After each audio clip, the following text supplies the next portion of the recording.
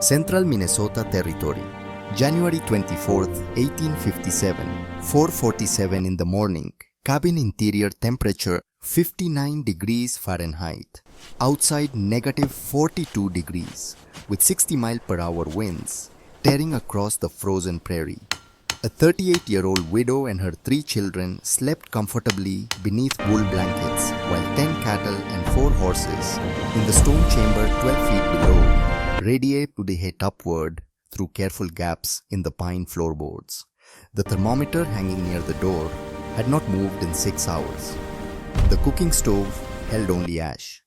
Yet, the floor remained warm enough to walk barefoot. 5 months earlier, in late August of 1856, Bjorn Halvorsen had made a prediction at the New Ulm General Store. The Swiss widow, he said, was attempting the impossible, building stone walls taller than any cabin in the territory, then stacking a timber dwelling on top like some medieval peasant. She would kill those children come winter. By early December, Bjorn had burned through 14 of his 18 cords of firewood. Ingrid Steinman had used 3. On the third night of what territorial records would call the Brown County storm, when outside temperatures are held at 42 below zero and Bjorn's cabin interior dropped to 26 degrees, despite burning his children's bed frames, he carried his half-frozen daughter through waist-deep snow to knock on the door of the woman he had called foolish. The floor beneath his boots was warm. His daughter stopped shivering within minutes. What did this Swiss widow understand about thermal mass, an animal heat that experienced male homesteaders had completely missed? And how did knowledge passed down through 7 generations of alpine stone masons prove more valuable than all the conventional wisdom of the American frontier? August 1856. The prairie grass stood waist-high and golden when Ingrid Steinman walked her 160 acres for the first time as legal owner.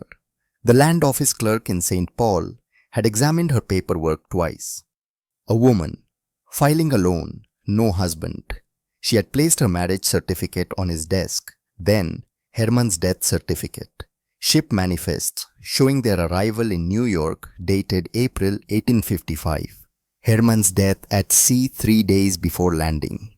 The clerk had stamped the homestead claim without meeting her eyes.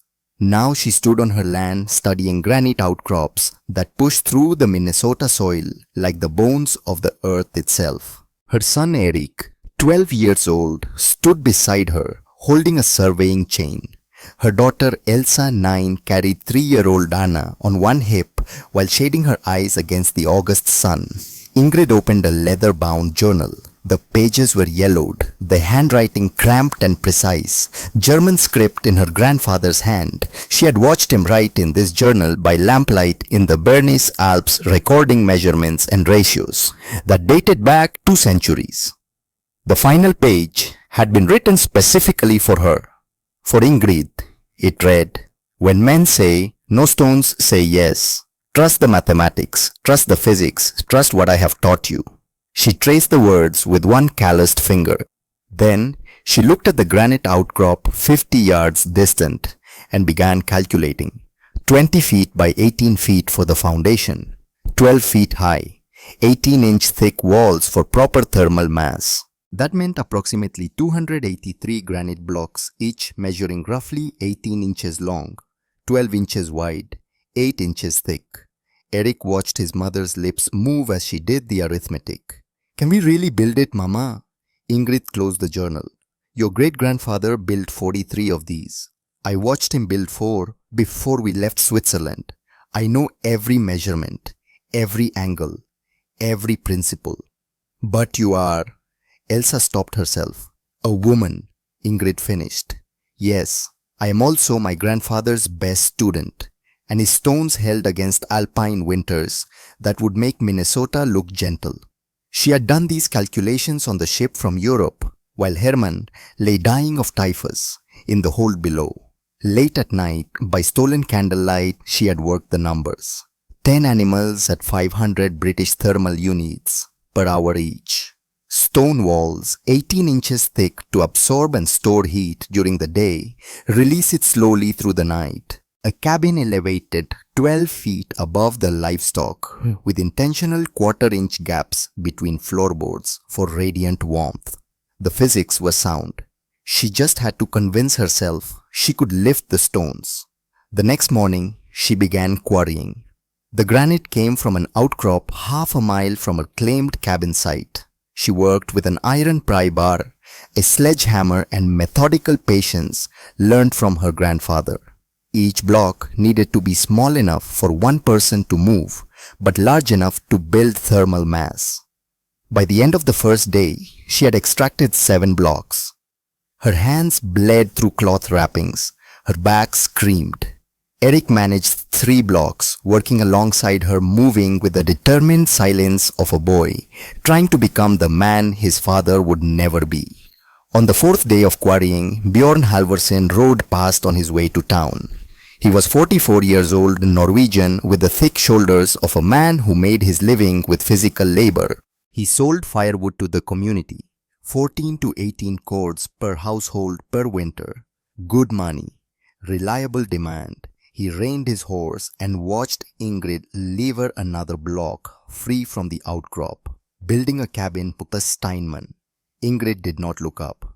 A house barn, stone foundation 12 feet high, livestock below, living quarters above. Silence stretched between them like a taut wire then. You mean to live on top of animals? My grandfather's family did it for 200 years. Bjorn dismounted. He walked to her pile of extracted granite, 31 blocks stacked carefully.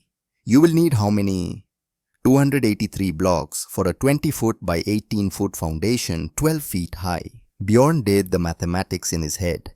At her current pace of 7 blocks per day, that was 40 days of work. Snow comes in 6 weeks. You will not finish. Your children will sleep in a wagon through Minnesota winter. Then I will work faster.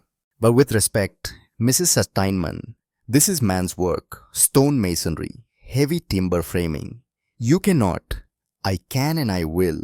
Ingrid set down her pry bar and met his eyes. My grandfather was a master stonemason. He taught me from the time I could hold a trowel. I know mortar ratios. I know load-bearing calculations. I know thermal mass principles. What I do not know is how to quit. Bjorn shook his head slowly. Pride kills on the frontier. So does ignorance of basic physics. Ingrid picked up her sledgehammer. Good day, sir. That evening, Bjorn stopped at the general store in New Ulm. The owner, Wilhelm Schneider, was closing up. 3 other men loitered outside: Silas Gunderson, the carpenter, Thomas Heinrich, the blacksmith, and Pastor Braun. The widow Steinman, Bjorn announced to the group. She is building stone walls 12 feet high, planning to live above livestock like it is the Middle Ages. Silas raised his eyebrows. 12 feet, that is taller than the church. And she is doing it alone except for a boy. Bjorn shook his head. It is madness. Someone should intervene before those children suffer. Pastor Braun, 60 years old, with kind eyes, spoke carefully. She has broken no law. She is attempting the impossible. A woman doing stone masonry. Her grandfather was a master builder, the pastor said quietly. She told me when she filed her claim, 40 years of experience in the Alps. Perhaps she knows something we do not. Or perhaps, Bjorn countered, she is a widow, desperate enough to believe fairy tales. The men dispersed, but the story spread. By Sunday service, half the settlement had heard about the Swiss widow building a barn with a cabin stacked on top. September. By the first week of September, Ingrid had extracted 86 blocks. She and Eric had developed a rhythm. Pry lever roll stack. Her hands had calloused over into leather. Eric worked with grim determination, and together they managed 10 blocks per day when weather held. The first course of foundation went down in early September, 20 feet by 18 feet. Stones set in mortar made from lime. Ingrid burned herself in a pit kiln. The ratio was precise: 3 parts sand to 1 part lime, mixed with just enough water to bind without weakening. Her grandfather's formula, tested across 2 centuries. Silas Gunderson rode out on a Tuesday to watch. He was 42, Norwegian, like most settlers with a reputation for quality carpentry. He walked around the foundation, measuring with his eye and plumb line. "Walls are true," he said finally. "I will give you that." Ingrid continued laying stones. "They are more than true. They are calculated for thermal retention." 12 feet is excessive. Why such height? Thermal mass. She tapped the stone with her trowel. Granite absorbs heat slowly, releases slowly. The mass moderates temperature without constant fire. 10 animals below producing 5,000 BTUs per hour. The stone stores that heat during day, releases it at night. The cabin above stays warm. Silas frowned. "We burn fire for warmth. That is how it works. You burn 14 cords per winter. I will burn 4. That is impossible. It is physics." Ingrid set another block, checked it with her level. "Cold is cold, Mr. Gunderson. Whether in the Alps or Minnesota, the laws do not change." Silas left, shaking his head, but he did not mock her. Not yet. The mockery came later in mid-September when Eric dropped a granite block on his foot. The boy was trying to move a particularly heavy stone, lost his grip, and the block fell straight down onto his left foot. He did not cry out, just went white and collapsed. Ingrid heard the sound rock hitting flesh and bone and knew immediately it was bad. She ran to him, removed his boot carefully. The foot was already swelling, turning purple. At least 2 bones broken, possibly 3. For 10 days, Eric could not work. Ingrid's pace halved. 4 blocks per day instead of 10. Elsa tried to help, but at 9 years old, could not manage the weight. Baby Anna played in the dirt nearby, singing Swiss lullabies, oblivious to the growing time pressure. On September 20th, there was a town meeting at the church. Ingrid learned about it 3 days later when Pastor Brown rode out to her claim. He dismounted slowly and stood silent until Ingrid set down her trowel. "There was a discussion, Ingrid, about your situation." Her stomach dropped. "What kind of discussion?" Bjorn Halvorsen raised a concern, said your children are living in a wagon, winter approaching, mother working herself to exhaustion on an impossible project. The pastor's voice was gentle, but his message was not. He proposed the county take temporary custody, place the children with families until you have proper shelter. The world tilted. Ingrid reached for the foundation wall to steady herself. There was a vote, yes, and it failed. 7 to 5. 7 to 5. 7 men had voted to take her children. Ingrid felt sick. Who voted against? Myself, Silas, Wilhelm from the store, the Heinrich brothers, and 2 others. Pastor Brown placed a hand on her shoulder. "You have friends, Ingrid, but you also have doubters. Finish this before they vote again." After he left, Ingrid sat on her partially completed foundation and allowed herself 5 minutes of tears. Eric found her there. His foot was still swollen, but he could hobble now. "I heard," he said quietly. "We will not let them take us." "No," Ingrid said, "we will not." She worked 16-hour days after that, rising before dawn, working past sunset by lantern light. Her hands bled. Her back was a constant scream of pain. But the walls rose. October 1st foundation height 9 feet 11 inches. October 15th 11 feet 4 inches. October 20th the first frost came. Ingrid woke to white grass and her breath fogging in the wagon. Baby Anna coughed. Eric looked at his mother with worry in his eyes that looked too old for 12. 8 more inches, Mama. 8 inches, she confirmed. Then we frame. On October 26th, she laid the final stone, 12 feet 1 inch tall. The foundation was complete. November. Silas Gunderson arrived the next morning as if summoned by the completion itself. He stood looking up at the stone foundation, expression somewhere between admiration and bewilderment. "You actually did it. Now I need help with the timber framing." Silas rubbed his jaw. He was a practical man, not a cruel one. "You really mean to put your family up there, above livestock?" "The livestock will eat us. 500 BTUs per hour per animal. 10 animals equals 5,000 BTUs continuously. The stone stores that heat like a battery." "Where did you learn this?" "My grandfather built 43 of these structures, kept families warm through alpine winters at 50 below zero. This knowledge is not secret, Mr. Gunderson. It is simply old. We forgot it when we stopped needing it. Silas stared at her. Then he sighed. I will help frame it. Not because I believe it will work, but because I will not have a woman's death on my conscience if I am wrong. They raised the cabin frame in 6 days. Oak beams 10 inches thick spanning the stone walls. The cabin measured exactly 20 feet by 18 feet, sitting perfectly atop the foundation. Pine log walls 8 inches thick. Low-pitched roof just steep enough to shed snow. 7-foot ceiling at the ridge. Every choice calculated to minimize the volume of space requiring heat. The floor was 2-inch pine planks laid with precise quarter-inch gaps between each board. Silas questioned this repeatedly. Gaps let cold in from below.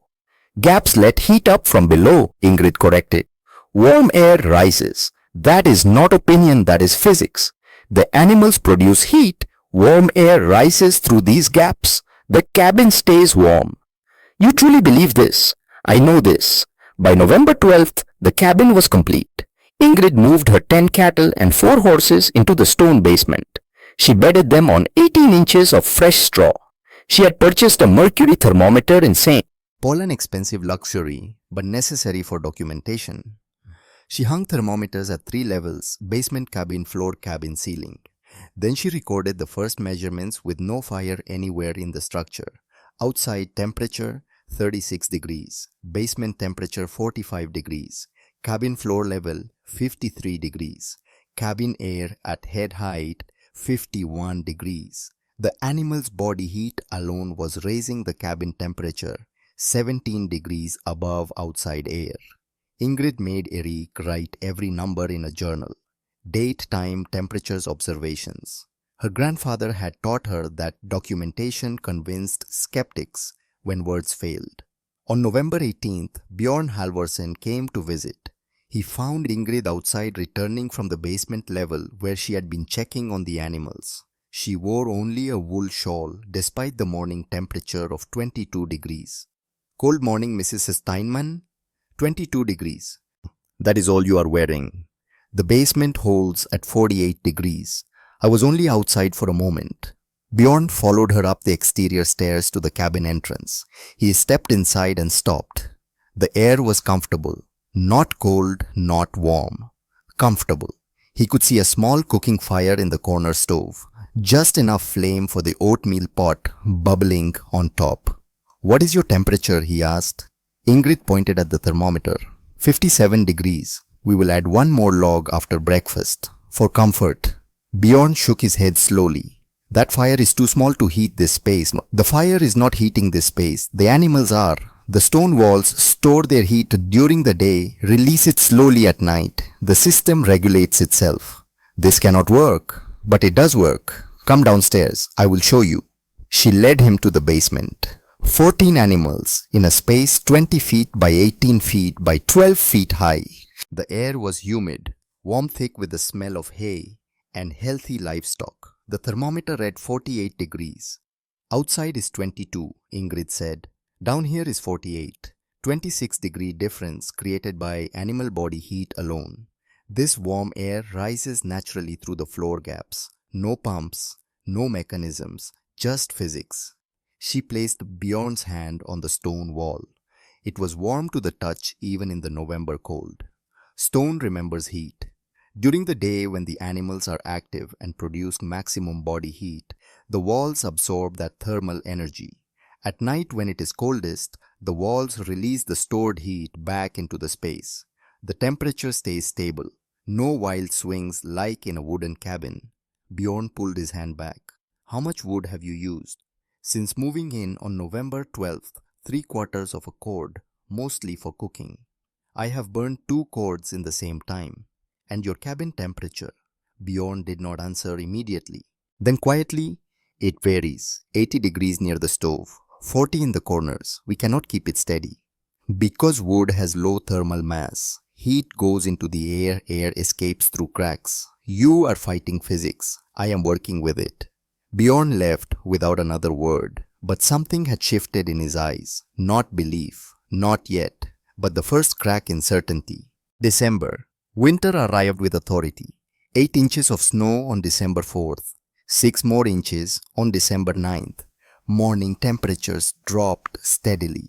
By December 20th, dawn readings reached 0 degrees Fahrenheit. Ingrid maintained her documentation. Every morning, outside temperature, basement temperature, cabin temperatures, wood consumed. The journal filled with data. December 10th, outside 8 div basement, 46 dgf, cabin, 56 dgf. Wood used 2 logs, cooking only. December 15th, outside 4 dgf, basement 45 dgf, cabin 55 dgf. Wood used 3 logs. December 20th, outside V0 dgf, basement 44 dgf, cabins 54 dgf. Wood used 3 logs. Totally wood consumption for December, 1/2 cord. Meanwhile, Bjorn's chimney smoked constantly. Thick black smoke that spoke of overfiring and green wood. His wife Astrid had mentioned at church that they were burning through cordwood faster than expected. Their daughter Sigrid, 6 years old, had developed a persistent cough from the smoke and dry air. On December 22nd, a traveling trader stopped in New Ulm with news from St. Paul. The weather station had recorded unusual atmospheric pressure readings. A massive cold front was building over Canada. Historic cold, the kind that killed. It could arrive within days. Pastor Brown called an emergency meeting at the church that evening. 23 families gathered, faces tight with worry. The weathermen in St. Paul predict temperatures of -40 degrees, the pastor said. Perhaps colder, sustained for several days, possibly a week. We must prepare. Inventory your supplies. Wood, food, medicine. If you doubt your ability to survive, this town is 30 miles south. Some may need to evacuate. After the meeting, families scattered to prepare. Men split wood frantically. Women sewed extra blankets. Children were pulled from play to help gather and stack fuel. Ingrid found Bjorn outside the church staring at the stars. His breath was a white cloud in the lamplight. "How much wood do you have remaining?" she asked quietly. He did not look at her. "Enough." "Bjorn, 2 cords, perhaps less. That is not enough for a week at 40 below." "I know." His voice was tight. "I know. My door is open. If you need shelter, I do not need charity." He turned to face her and there was something raw in his eyes. Fear beneath the pride. "I have kept my family alive this far. I will keep them alive through this. Stubbornness is not warmth. And your stones might fail, Mrs. Steinman. What then?" Ingrid met his gaze steadily. "They will not fail, but when yours do, my door remains open." She walked away before he could respond. The next 3 days were controlled chaos. Ingrid added 6 inches of straw bedding in the animal basement, checked food stores, filled extra lamp oil containers. She was calm because she had done the mathematics 5 months ago and knew her system would hold. On January 22nd, she gathered her children around the table. "A severe storm is coming. Very cold, but we will be safe." "How do you know?" Elsa asked. Ingrid placed her hand flat on the cabin floor, still warm despite the outside temperature dropping to -12. "Because of grandfather's knowledge, the stones will hold heat. The animals will keep producing it. This floor will stay warm. We will be comfortable." "What about the neighbors?" Eric asked. At 13, he understood more than his siblings. "Some will struggle." Ingrid chose her words carefully. "If they need help, we will give it." Across the settlement, Bjorn Halvorsen was splitting wood by lamplight. His hands were cracked and bleeding. The pile of remaining firewood looked pitifully small. 1 3/4 cords if he was honest. Maybe less. Astrid came outside wrapped in shawls. "Bjorn, you need rest. Need more wood. If it gets as cold as they say." Her voice broke. "We will not make it. Not with this." Bjorn drove the axe into the chopping block and left it there. He looked at his wife and saw the truth reflected in her eyes. "If it becomes desperate," he said finally, "if we truly have no choice, We will go to the Steinmann place. When it becomes desperate, Astrid corrected. When? They both knew she was right. The new year arrived with teeth bared. January 1st, 1857, 6 o'clock in the morning. The thermometer outside Ingrid's cabin read negative 14 degrees Fahrenheit. Inside the cabin held at 54 degrees. No fire had burned since 9 the previous evening. 9 hours without heat, and the temperature had dropped only 3 degrees. Ingrid recorded the numbers while Eric added kindling to the cooking stove. Outside, she could hear the settlement waking to the sound of axes biting wood. The rhythm of survival, the sound of men fighting cold with labor. She used 3 logs that day, all for cooking. Bjorn used 3/4 of a cord. The pattern held through the first week of January. Outside temperatures ranged from -8 to -22 degrees. Clear skies, brutal dry cold. On January 3rd at 3:15 in the morning, Bjorn woke to crying. His youngest daughter Sigrid was sitting up in bed, shivering despite being fully dressed with blankets piled on top. He checked the cabin temperature, 31 degrees. The fire had died. He had banked it carefully before bed, but the cold was relentless. Now the cabin was freezing, and his daughter was crying, and his wife Astrid was already struggling to relight the fire with shaking hands. It took 45 minutes to get flames established. Another 30 minutes for the area near the stove to warm to 65 degrees. The far corners remained at 38 degrees. The children huddled by the fire wearing every piece of clothing they owned. Bjorn's hands were splitting now, deep cracks in the calluses from constant wood handling. One crack on his right thumb had gone green, infected.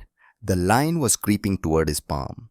That same morning, at the Steinmann cabin, Ingrid descended to check her animals. The basement thermometer read 46 degrees. The cattle were calm chewing hay, their breath creating humid fog in the lamplight. She ran her hand along the stone wall. Warm. The thermal mass was performing exactly as grandfather had promised. Upstairs, her children were still sleeping peacefully. The cabin temperature had held at 54 degrees all night. She used 2 logs that day, both for cooking. By January 7th, the disparity was impossible to ignore. Sunday service. The families gathered at church, and anyone with eyes could see the truth written on their bodies. The Halvorsen children looked gaunt, pale, constant sniffles. Sigrid had frostbite on 3 fingers, despite never leaving the cabin from the cold inside her own home. Thorsten Bjorn's 10-year-old son had a splinter infection on his palm from helping split wood in sub-zero temperatures. The boy held his hand pressed against his chest, trying to hide the swelling. The Steinmann children looked healthy, pink cheeks, no coughs. Eric's hands showed old calluses from quarrying months ago, but they had healed clean. After service, Ingrid quietly offered Astrid a small clay pot. Salve for the children's hands, beeswax and pine resin. Astrid took it with trembling fingers. Thank you. Bjorn saw the exchange. His jaw tightened. His pride burned hotter than his inadequate stove. January 10-20. The slow freeze. The cold deepened day by day. January 10th. Morning low -18 degrees. Ingrid's journal entry. Outside 18 degree. Basement 45 degree.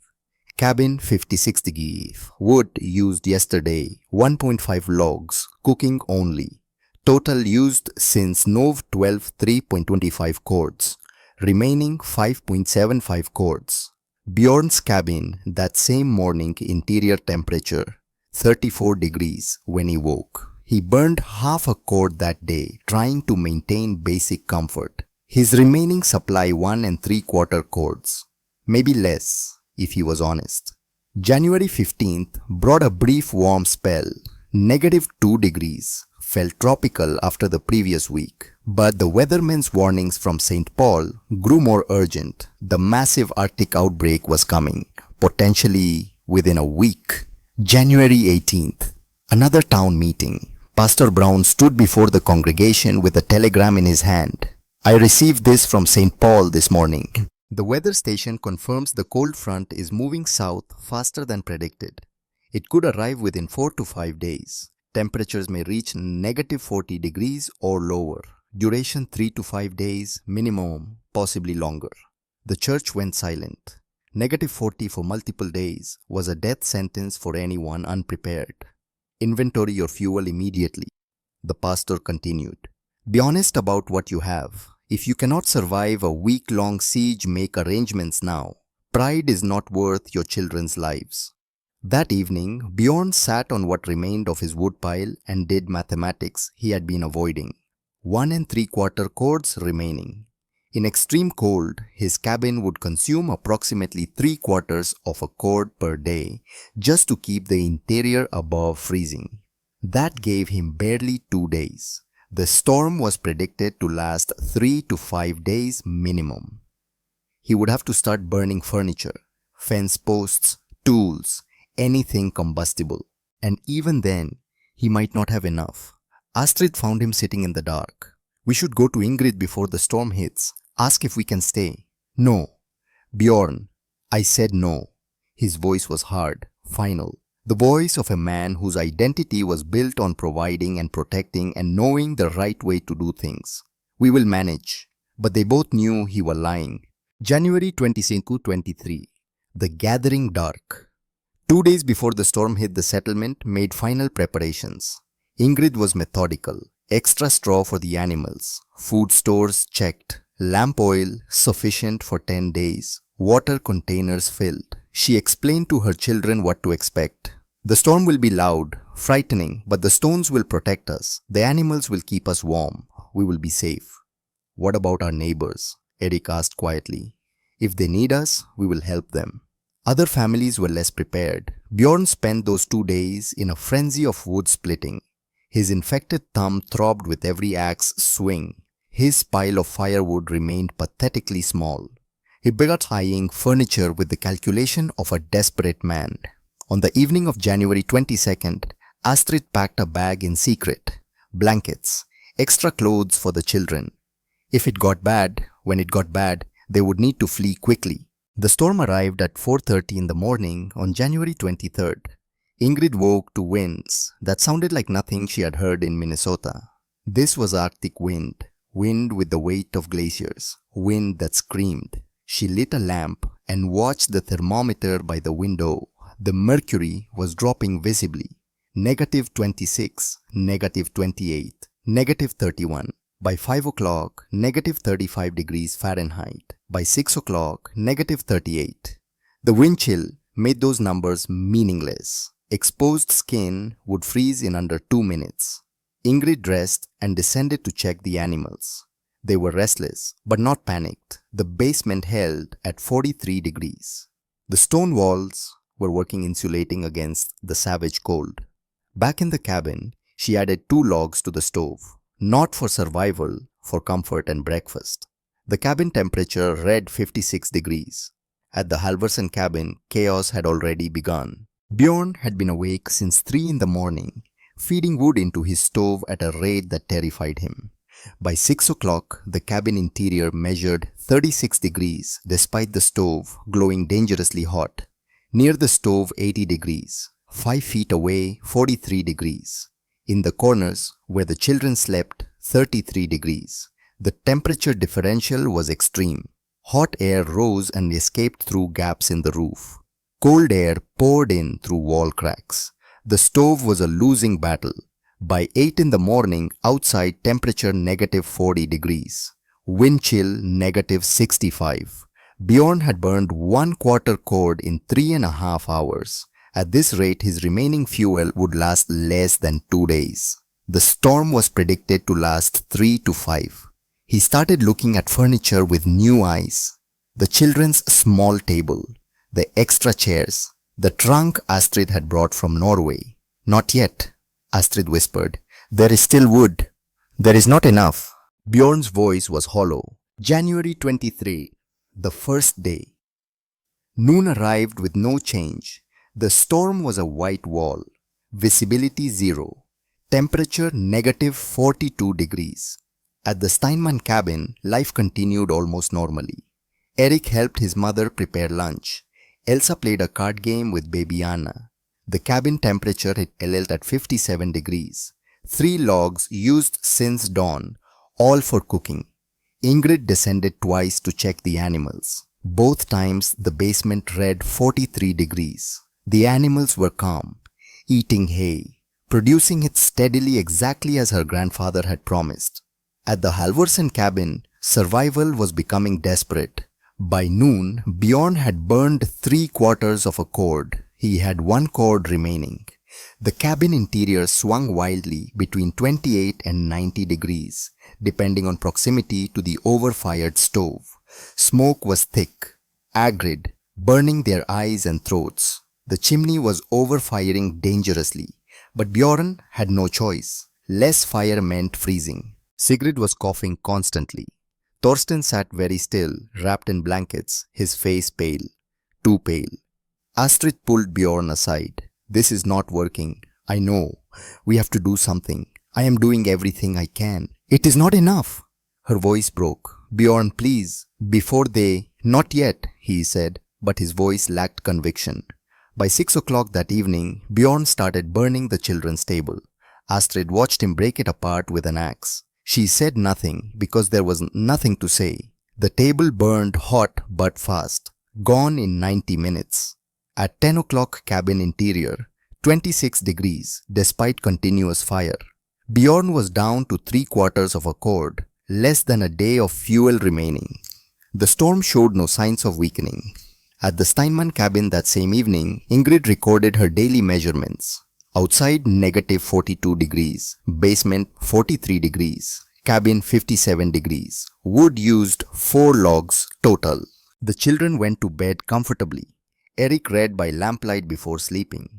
Baby Anna crawled on the floor without needing extra blankets. The floor itself was warm enough. Ingrid sat at her table and wrote in grandfather's journal. Day 1 of storm. System performing exactly as calculated. The stones hold. The mathematics were correct. Grandfather knew. January 24th, the breaking point. 2:47 in the morning. Day 2 of the storm. At the Halvorsen cabin catastrophe.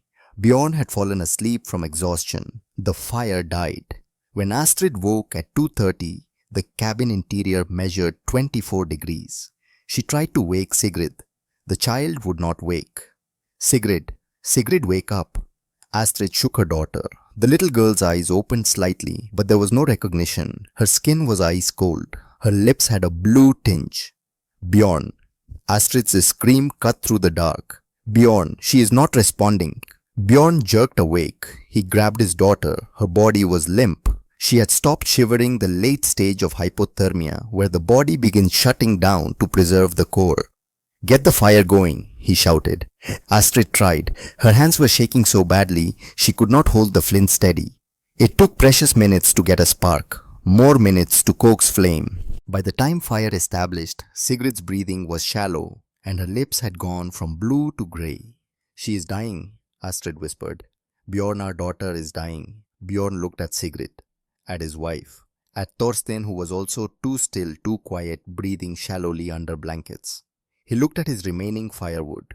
Half a cord, maybe less. And the night was only beginning. The mathematics were brutal. They would not survive this storm. Not here. Not in this cabin. "Dress them," Bjorn said. His voice cracked. "Every piece of clothing, every blanket, everything." "Where?" "To Ingrid Steinmann, now." Astrid's eyes filled with tears. Thank God. They bundled the Sigrid in every blanket they owned. The child barely responded. Bjorn wrapped Thorsten similarly. The boy was conscious but confused, his speech slurred. Bjorn opened the cabin door and the wind hit him like a physical blow. The cold was not just cold, it was a presence malevolent, searching for any exposed skin to destroy.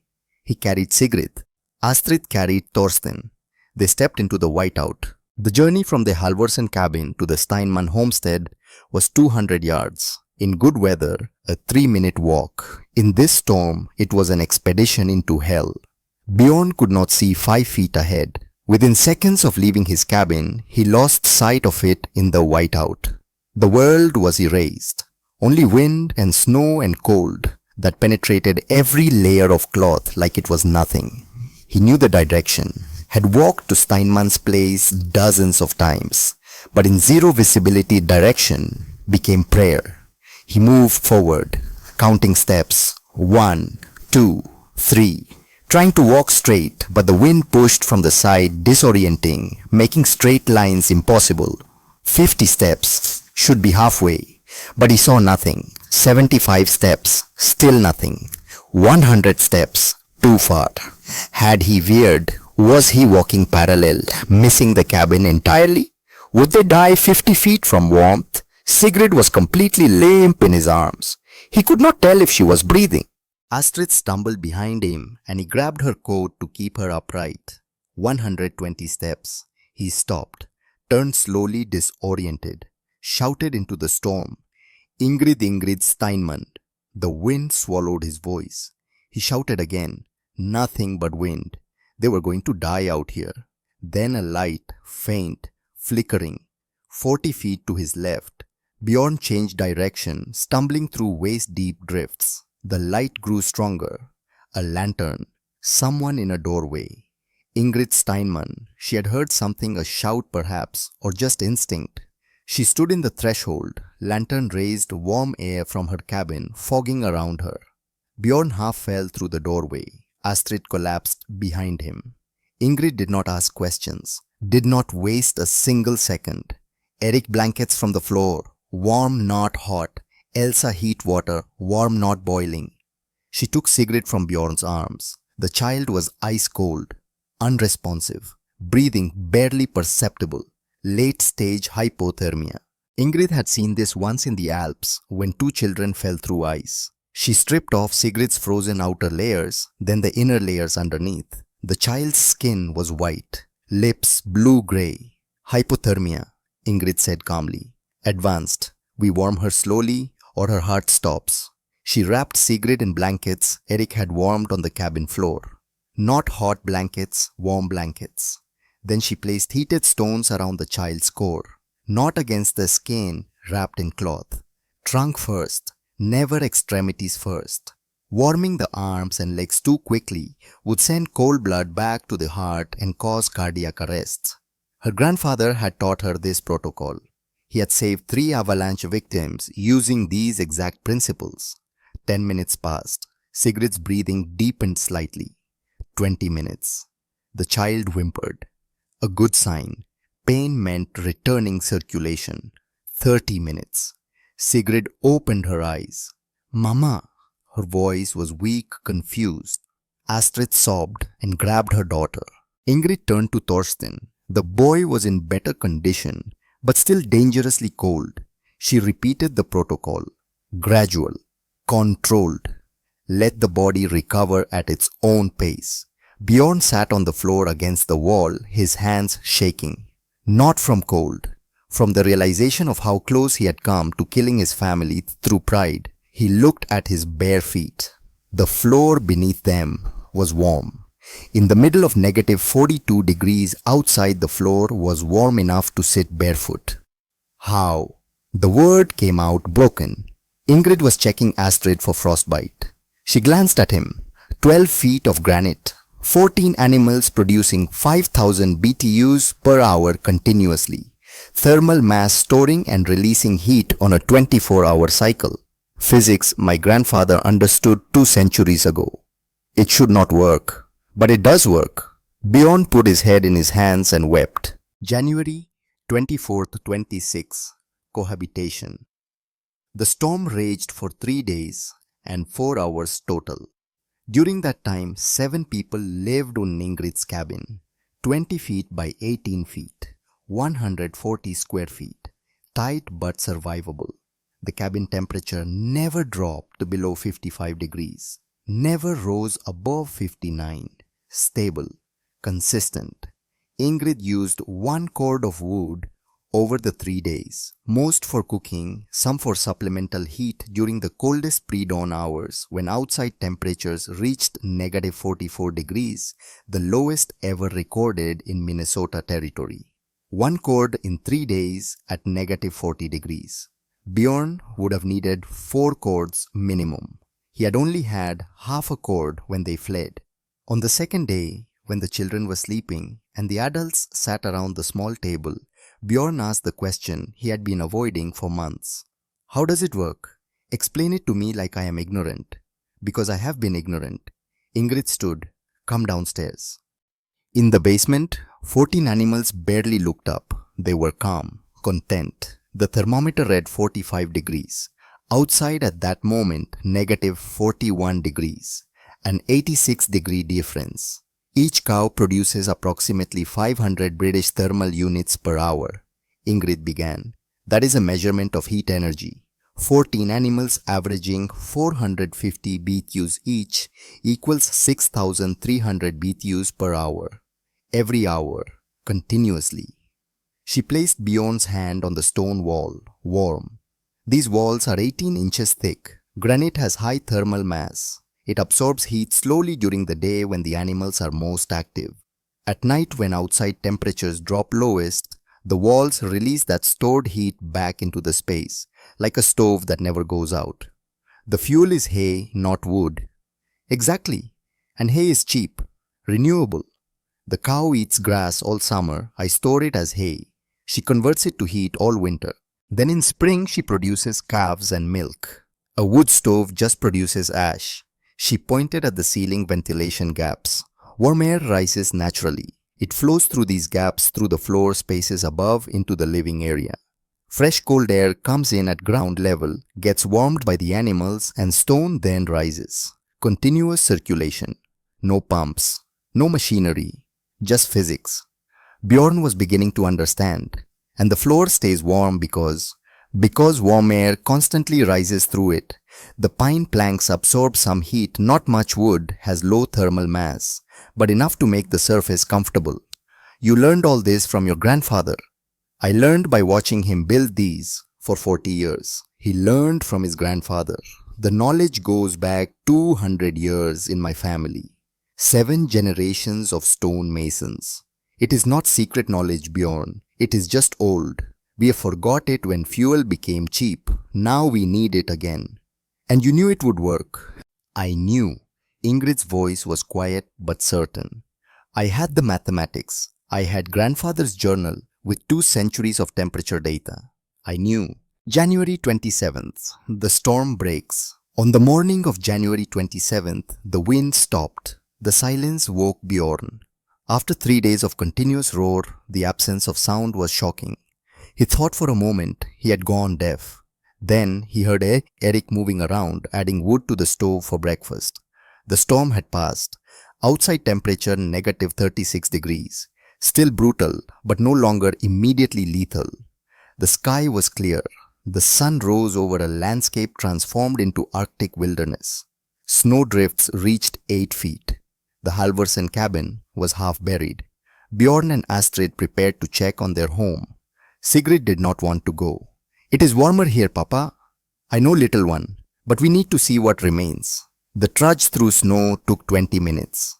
When they reached the cabin, Bjorn's heart sank. The windows had blown out. Snow had drifted inside through the broken panes, burying everything. The stove was invisible under white. The interior was a frozen tomb, uninhabitable. Astrid looked at the destruction and then at her husband. We cannot stay here. No. Bjorn's voice was quiet. We cannot. They returned to Ingrid's cabin within the hour. You are welcome here until you can rebuild, Ingrid said simply. Why? Bjorn asked. We helped me after I mocked you, called your work foolish, tried to have your children taken away. Ingrid looked at him steadily. Because you need help, and because proving you wrong was never the point. Keeping my children warm was the point. Your children are warm now too. That is sufficient. February. The transformation. The Halvorsen family stayed 6 weeks. During that time, Bjorn learned. He watched how Ingrid managed the animals, how she maintained the bedding schedule, how she monitored temperature gradients, how she used minimal fire for maximum effect. He asked hundreds of questions. Ingrid answered every one. She showed him grandfather's journal. Let him see the calculations expressed not in complex formulas, But in practical measurements, any builder could understand 3 parts sand to 1 part lime for mortar, 18-inch wall thickness for every 12 feet of height, ventilation gaps 3 inches at base, 4 inches at top angled, 15 degrees upward, 1 animal per 25 square feet of basement space, 2-inch floor planks with quarter-inch gaps for heat circulation. Bjorn wrote everything in his own notebook. His handwriting was crude compared to the elegant German script in Ingrid's grandfather's journal, but the numbers were accurate. By the time February arrived, Bjorn Halvorsen had become Ingrid Steinmann's most devoted student. February 1st, the church. The first Sunday in February brought the community together for damage assessment. Pastor Brown stood before the congregation with grim news. 3 families had fled to town before the storm. 2 made it. The Schultz family father-mother. 2 children had frozen to death on the road. Their bodies were found a week later. 11 cabins had suffered major damage. Chimneys cracked from overfiring. Walls separated. Roofs partially collapsed. Livestock losses: 47 cattle, 13 horses dead from cold. Average fuel consumption during the 3-day storm, 4 1/4 cords per family. Most had started February with less than 3 cords remaining. 2 more months of winter ahead. Then Pastor Brown asked about the Steinmann household. Bjorn stood. The church went silent. Ingrid Steinmann saved my daughter's life, he said clearly. She saved my entire family. We would have died in my cabin. Despite burning everything I owned, the interior temperature dropped to 24 degrees. My daughter developed severe hypothermia. She stopped breathing. He paused. The church was absolutely silent. Ingrid's cabin maintained 57 degrees throughout the entire storm. She used 1 cord of wood in 3 days. 1 cord. I would have needed 4 cords minimum wood. I did not have. Her system works not because of luck, not because of magic, because of physics, because of knowledge her grandfather passed down through 7 generations. He looked directly at Ingrid. I mocked her. I said a woman could not do stone masonry. I called her design foolish. I even voted to have her children taken away. I was wrong about everything. She is the most knowledgeable builder in this territory. And I am asking, begging, will you teach us? Silence held for 3 heartbeats. Then Silas Gunderson stood. I will help any family who wants to build Mrs. Steinmann's design. Free carpentry labor. It is the least I can do. Another man stood, Thomas Heinrich. I will help quarry stone. Another and another. Within minutes, 12 men had volunteered. The women were slower. They had been the harshest critics. But finally Martha Becker stood. Mrs. Steinmann, I spoke poorly of you. I judged your choices. I was wrong. Will you forgive me? Ingrid stood. There is nothing to forgive. You did not know. Now you know. Women crossed the church to embrace her, to apologize, to ask questions. The transformation was complete. February, April, the teaching that afternoon, Ingrid gave her first formal teaching session in the church hall. 43 people attended. She explained thermal mass in plain language. Stone remembers heat. Wood forgets heat. When you burn a fire in a wooden cabin, the wood warms quickly but cools quickly. Heat goes into air escapes. Warmth is gone when the fire dies. She placed her hand on the church's stone foundation. This stone has been here 5 years. It is cold now because no heat source is near. But in summer, this same stone is warm because the sun heats it, and it stays warm long after sunset. That is thermal mass, the ability to store and release heat slowly. She drew on a slate board. Now imagine a wall 18 inches thick and 12 feet high. Imagine animals below producing 5,000 BTUs per hour continuously. The stone absorbs that heat all day. At night it releases the heat back. Temperature stays stable because the stone acts like a battery for heat. Questions came rapid fire. Does it smell living above animals? No more than a barn. The animals are clean, well bedded, well ventilated. The air is humid, actually healthier for lungs than dry, overheated cabin air. What is the cost? My foundation cost $83 in materials. Labor was my own. A traditional cabin costs $65, but you must buy 14 to 18 cords of firewood yearly at $3 per cord. That is $42 to $54 per year just for fuel. I will spend perhaps $12 on fuel this winter. I save $30 to $42 in year 1. By year 2, my higher construction cost is recovered. From then on, I save money every winter. The mathematics convinced the practical. The testimony convinced the skeptical. By late February 6, families had committed to building house barns that spring. Spring 1857. The spread. Bjorn Halvorsen broke ground on his new foundation in mid-March. He built it exactly to Ingrid's specifications. 20 feet by 18 feet, 12 feet high, 18-inch walls. She supervised, made him redo sections where stones were improperly bonded. This must stand 50 years, she said. Do it correctly. He did it correctly. By June, his foundation was complete. By August, the timber cabin sat atop it. By September, his family moved in just in time for winter 1857. The second winter became the proof. 18 house barns were operational in the New Ulm area by November. Pastor Brown, with Ingrid's permission, conducted a formal study. He visited each household monthly, recorded temperatures, documented fuel use, tracked health outcomes. The data was irrefutable. Average interior temperature house barns 56 degrees, traditional cabins 42 degrees. Difference 14 degrees. Average fuel consumption house barns 5.2 cords for winter. Traditional 16.8 cords. Savings 11.6 cords per household. At $3 per cord, that was $34.80 saved per winter.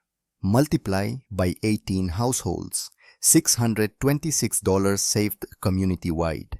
Health outcomes. Respiratory illnesses in house barn families down 62%.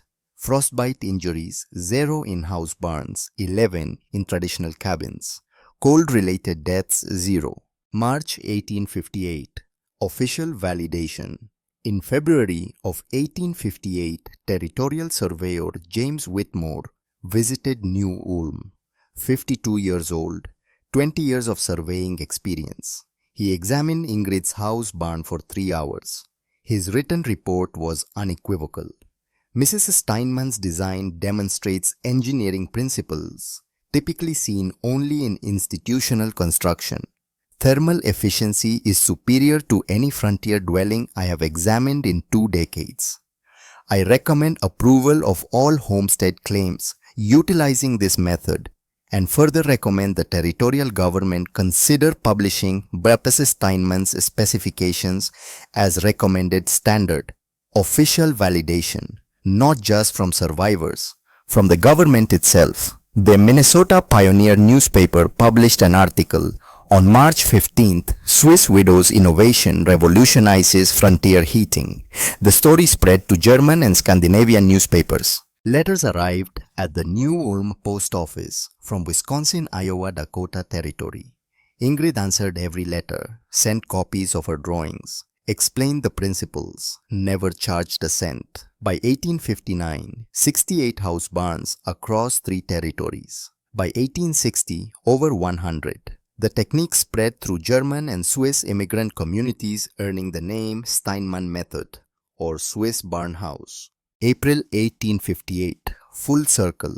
On a warm evening in late April, Ingrid sat on the steps of her house barn. The prairie was green again, wildflowers emerging. The brutal winter felt distant. Eric sat beside her. 13, nearly 14 now, taller than his mother. They call you famous, Mama. I am not famous. Your great-grandfather is famous. I just remembered what he taught me. But you built it. You proved it.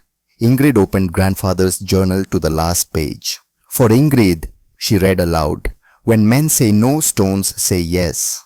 Trust the mathematics, trust the physics, trust what I have taught you. She closed the journal. He was right about the stones, about everything. Would he be proud? I think he knew I would need this knowledge. That is why he taught me so carefully. Not because I was special, because I paid attention. That night, she made the final entry in her documentation journal. 16 months of daily temperature readings, fuel consumption, animal behavior, cost calculations. She wrote, final assessment. System performed exactly as predicted. No failures. Grandfather's calculations proven across 16 months, including coldest temperatures in territorial history. Total fuel 8.7 quarts. Traditional cabin equivalent 32 quarts. Savings 23.3 quarts, approximately $70. She paused, added one final line. Knowledge has no gender. Wisdom has no expiration date. By 1865, house-barn variations had spread across 6 territories. Fuel consumption in adoption areas dropped by an average of 62%. Winter mortality rate fell by 40% in counties achieving 20% market penetration. The technique lasted until the 1880s when railroad coal made fuel cheap and cultural pressure for modern housing grew. By 1900, most house barns had been converted or abandoned. Today, 7 original structures survive in Minnesota. All are on the National Register of Historic Places. One is Ingrid's, maintained by the Minnesota Historical Society. The stone walls still stand, 18 inches thick, 12 feet high, as solid now as the day she laid them. Modern sustainable architecture has rediscovered her principles: thermal mass, passive animal heat, natural ventilation, working with physics rather than fighting it. The principles were never wrong, just forgotten. Until a widow with 3 children and her grandfather's journal reminded an entire frontier that old knowledge endures because it is true. Ingrid Steinman died in 1891 at age 73. Her obituary ran half a page in the New Ulm newspaper. But the final paragraph said simply, she proved that knowledge has no gender, wisdom has no expiration date, and sometimes the most revolutionary act is to remember what we were taught. Her children buried her beside Hermann, beneath a marker cut from the same granite outcrop where she quarried her first foundation blocks. The inscription reads, Ingrid Steinman, 1818 to 1891, builder, teacher, survivor. She trusted the stones and the stones never lied.